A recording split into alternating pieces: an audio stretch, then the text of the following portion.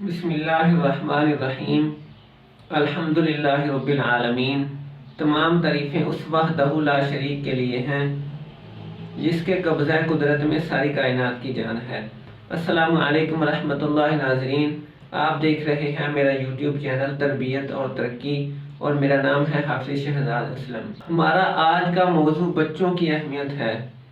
ہمارے معاشرے میں، ہمارے کلچر میں بچوں کی کیا اہمیت ہے، ہم بچوں کو کتنی پرائورٹی دیتے ہیں، ہم بچوں کی اصلاح، بچوں کی صحت، بچوں کے رویے اور بچوں کی تعلیم و تربیت پر کتنا زور دیتے ہیں اور ان کو کتنی اہمیت دیتے ہیں۔ ترقی یافتہ معاشروں میں وہ اپنے بچوں کو کتنی اہمیت دیتے ہیں، ان کی تعلیم و تربیت کے اوپر کتنی ریسرچ کرتے ہیں، کتنا انویسٹ کرتے ہیں اور وہ کہاں سے سٹارٹ کرتے ہیں۔ ہم اگر دنیا میں ایز اے مسلمان پیچھے ہیں تو کس وجہ سے پیچھے ہیں؟ جن معاشروں نے، جن ملکوں نے بہت زیادہ ترقی کی، ان کی ترقی کی وجہ کیا ہے؟ وہ اپنے بچوں کے اوپر، اپنی آنے والی نسل کے اوپر کتنا زور دیتے ہیں، کتنی ان کو اہمیت دیتے ہیں، ان کا جائزہ ہم آج کے ویلوگ میں لیں گے۔ ہم اس چینل کو دیکھنے والے ناظرین کو ویلکم کرتے ہیں اور امید کرتے ہیں کہ آپ اس کو سبسکرائب بھی کریں گے اور شیئر بھی کریں گے۔ بچے کسی بھی قوم کا مستقبل ہوتے ہیں، بچے کسی بھی قوم کا آنے والا کل ہوتے ہیں۔ جن ملکوں نے، جن معاشروں میں اس دنیا میں ترقی کی، اپنا نام پیدا کیا، ریسرچ اور تحقیق کی، ان ملکوں نے اپنے بچوں سے سٹارٹ کیا، اپنے بچوں کے اوپر ریسرچ کی، ان کے مزاج، ان کے اخلاق، ان کے رویے اور ان کے شوق کو سمجھا کہ وہ کس فیلڈ میں آگے جا سکتے ہیں۔ انہوں نے ان کے اخلاق کو بہتر کیا، ان کے رویے کو بہتر کیا، ان کو ایک اچھا انسان بنانے کی کوشش کی۔ جن معاشروں نے ترقی کی، انہوں نے اپنے ایک ایک فرد کو پروڈکٹیو بنایا، اس کے اوپر انویسٹ کیا، اس کی اخلاقیات کو بہتر کیا۔ علامہ اقبال فرماتے ہیں کہ افراد کے ہاتھ میں ہے اقوام کی تقدیر، ہر فرد ہے ملت کے مقدر کا ستارہ۔ ہمیں بھی اپنے ہر ایک فرد کو پروڈکٹیو بنانا ہے، ہر ایک فرد کو اخلاقی طور پر بہتر بنانا ہے تاکہ ہم آنے والے دور میں ترقی کر سکیں، ہم اپنے آپ کو بہتر کر سکیں۔ ہم ایز اے مسلمان دنیا میں سب سے پیچھے ہیں۔ مسلمانوں کی تعداد 1.70 ارب ہے تقریباً، اور دنیا کی معیشت میں مسلمانوں کا حصہ 3 سے 4% ہے۔ بدقسمتی سے ہمیں یہودیوں کی مثال دینی پڑتی ہے۔ یہودیوں کی تعداد پوری دنیا میں تقریباً 1.5 کروڑ ہے اور دنیا کی معیشت میں ان کا حصہ 70% ہے۔ میرا مقصد اپنے لوگوں کو مٹیریلسٹک بنانا نہیں ہے، میرا مقصد یہ ہے کہ ایک وقت تھا کہ مسلمان دنیا کو لیڈ کر رہے تھے اور آج مسلمان دنیا میں ذلیل و رسوا ہو رہے ہیں اور دنیا میں سب سے پیچھے ہیں، اخلاقی طور پر بھی پیچھے ہیں اور دنیا داری میں بھی پیچھے ہیں۔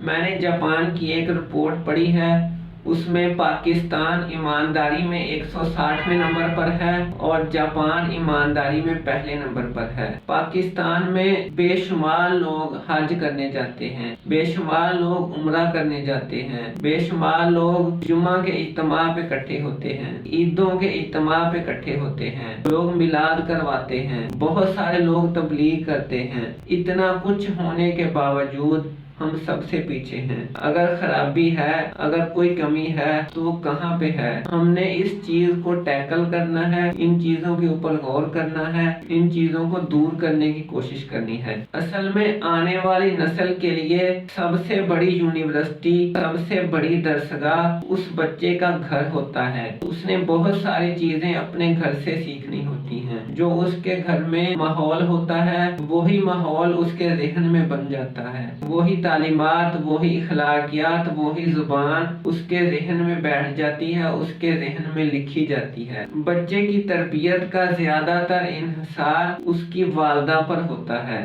والدین بچے کی تربیت کے اوپر بہت زیادہ اثر انداز ہوتے ہیں۔ اگر والدین اردو بولتے ہیں تو بچے بھی اردو ہی بولیں گے، اگر بچے کے والدین انگلش بولتے ہیں تو بچہ بھی انگلش بولے گا، اور بہت سارا مزاج، بہت سارا اخلاق، بہت ساری اور عادتیں وہ والدین سے ہی بچے میں ڈائیورٹ ہوتی ہیں، بچے کو منتقل ہوتی ہیں۔ ناظرین، یہ بات افسوس کے ساتھ کہنی پڑتی ہے کہ یہودیوں کا رقبہ اور آبادی دنیا میں بہت کم ہے، اس کے باوجود انہوں نے اپنی آبادی اور اپنے رقبے کو اپنی ترقی میں رکاوٹ نہیں بننے دیا۔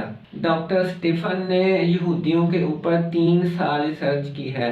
اس نے ان کی خوراک کا جائزہ لیا ہے اور ان کی نقل و حرکت کا اور ان کی ریسرچ کا جائزہ لیا ہے۔ یہودیوں کی عورت جب ماں بننے والی ہوتی ہے تو وہ اپنی خوراک کا خیال رکھتی ہے، وہ خوراک میں بادام، کھجوریں، دودھ، مچھلی، انڈے وغیرہ استعمال کرتی ہے تاکہ ان کا آنے والا بچہ ایک پروڈکٹیو اور ایک صحت مند بچہ ہو، اور وہ دنیا میں کوئی نہ کوئی اچھا اور اہم رول ادا کر سکے، وہ کوئی نہ کوئی نئی تحقیق کر سکے۔ وہ بچے کے پیدا ہونے کے بعد بھی اس کی خوراک کا خیال رکھتے ہیں، اس کی ماں کی خوراک کا خیال رکھتے ہیں تاکہ وہ اپنی پوری توجہ اور پوری محنت کے ساتھ اس کی تربیت کر سکے، اور وہ اپنی نگرانی میں اس کو خوراک دیتے ہیں۔ ہمارے یہاں بچے بہت ساری ایسی چیزیں کھاتے ہیں جن میں غذائیت نہیں ہوتی، وہ بیکری آئٹم ہوتی ہیں، وہ فیکٹریوں کی بنی ہوئی چیزیں، پاپڑ اور بہت ساری ایسی چیزیں ہوتی ہیں جو بچے کھاتے ہیں۔ ان کی وجہ سے بچوں کی صحت بھی خراب ہوتی ہے، بچوں کے دانت بھی خراب ہوتے ہیں۔ ہمیں ان چیزوں کے اوپر غور کرنا چاہیے، ان چیزوں کو بہتر کرنے کی کوشش کرنی چاہیے، اور ہمیں اپنے کلچر کو، اپنے رویے کو، اپنی عادات کو، اپنی اخلاقیات کو بہتر کرنے کی ضرورت ہے۔ یہ ایک ناقابل یقین بات ہے کہ جیسے ایک فیکٹری میں ایک معیاری اور ایک اچھی پروڈکٹ تیار ہو کے باہر آتی ہے، اسی طرح یہودیوں کی محنت، کوشش اور ان کی معمولات زندگی کے نتیجے میں اور ان کی خوراک کی دستیابی کی وجہ سے ایک ذہین اور ایک قابل بچہ پیدا ہوتا ہے۔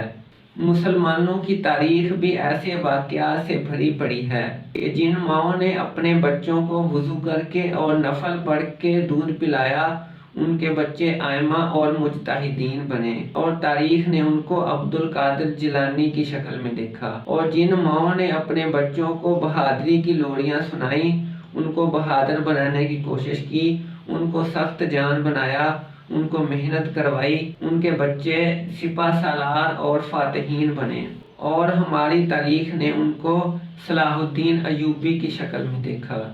بچوں کی تربیت کا بہت زیادہ انحصار ماں پر ہوتا ہے۔ اگر کوئی بچہ کمزور ہے، اگر کوئی بچہ ڈل ہے تو اس کو حوصلہ دینا چاہیے۔ بہت سارے بچے ایسے ہیں جن کو اگر ان کو حوصلہ دیا جائے، ان کی اچھی تربیت کی جائے تو وہ بہت اچھے مقام پر پہنچ سکتے ہیں۔ جس بندے نے بلب ایجاد کیا اس کا نام تھامس ایڈیسن ہے۔ اس کی ماں کا ایک میں واقعہ آپ کو بتاتا ہوں۔ وہ جب چھوٹا تھا اس کو اسکول میں داخل کروایا تو اسکول کے ٹیچروں نے ایک خط کے اوپر لکھ کے دے دیا کہ یہ خط جا کے اپنی ماں کو دے دو۔ جب اس نے اپنی ماں کو خط لا کے دیا تو اس کے اوپر لکھا تھا کہ آپ کا بچہ بہت زیادہ کمزور ہے اور بہت زیادہ ڈل ہے، یہ ہمارے بچوں کے ساتھ پڑھ نہیں سکتا، ان کے ساتھ چل نہیں سکتا، آپ برائے مہربانی اس کو اپنے گھر میں پڑھائیں۔ تو جب بچے نے اپنی ماں سے پوچھا، ٹیچروں نے اس کے اوپر لکھا ہے کہ آپ کا بچہ بہت زیادہ ذہین ہے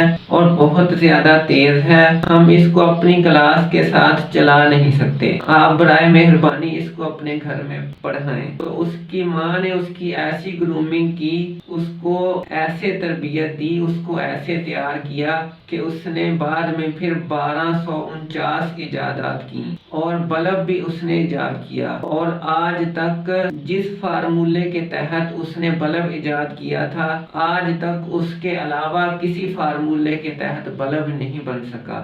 آج اتنی ترقی ہو گئی ہے، تجربہ و تحقیقات ہو رہے ہیں، SMD बल्ब बन रहे हैं, फिर भी उसी फार्मूले के तहत बल्ब बनता है। उसने एक बल्ब को बनाने के लिए 1000 तजर्बा किया था। जब लोग उनसे पूछते थे कि आप एक ही चीज को बनाने के ऊपर बार बार तजर्बा क्यों कर रहे हैं, तो उसका कहना था कि जिस तरीके से मैंने बल्ब को एक दफा बना लिया है, मुझे उसका पता चल गया है कि अगर मैं दोबारा इसी फार्मूले के तहत, इसी तजर्बे के तहत बल्ब बनाऊंगा तो वो बल्ब नहीं बनेगा। वो हर दफा एक नया तजर्बा करता था, तो आखिरकार वो कामयाब हो गया। जब वो बल्ब को करंट देता था तो उसका एलिमेंट जल जाता था। उसने एक खास किस्म की गैस उसमें ऐड की, फिर उसको करंट दिया तो उसका एलिमेंट बच गया और वो तजर्बा फिर कामयाब हो गया, और आज उसकी वजह से पूरी दुनिया रोशन है। हमें अपने बच्चों को इस तरह तैयार करना है,